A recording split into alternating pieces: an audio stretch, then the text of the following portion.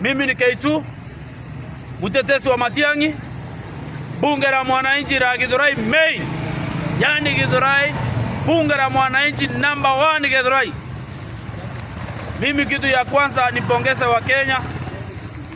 Kitu ya pili nipongeze kiongozi wangu Mr. Dr.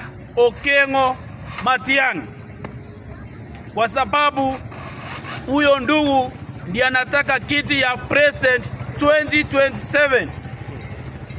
Nimeona wengine wanaongea, lakini ya kwamba ni watu ni wawili wanayosapotiwa na opposition original. Aliyeachiwa sasa kiti ya opposition ni Rigathi Gachagua. Ndio sasa hako kwa opposition, wakiwa na Fred Okengo Matiang'i, wakiwa na Kalonzo Musyoka. 2027 tuko karibu kwanza rally kukimbia Kenya mzima. Na waomba ya kwamba wa Kenya mahali muko, mukiwa kwa manyumba zenu, mufikirie mzuri, mukumbuke ile kitu tuliambiwa na Uhuru Muigai Kenyatta.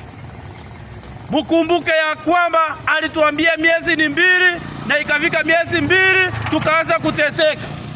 Sasa muangalie mzuri, na raundi hii mukikosa kuangalia mzuri, sasa akiingia huyo mwenye ako kwa kiti president, akiingia awamu ya pili, haki ya Mungu tutavata rongisa jesi nimetoboka hapa nyuma, tutakata pira nisiongee nimalize, utakaa pira hata number 1, kwa sababu akiingia raundi 2 wa Kenya tutalia majozi.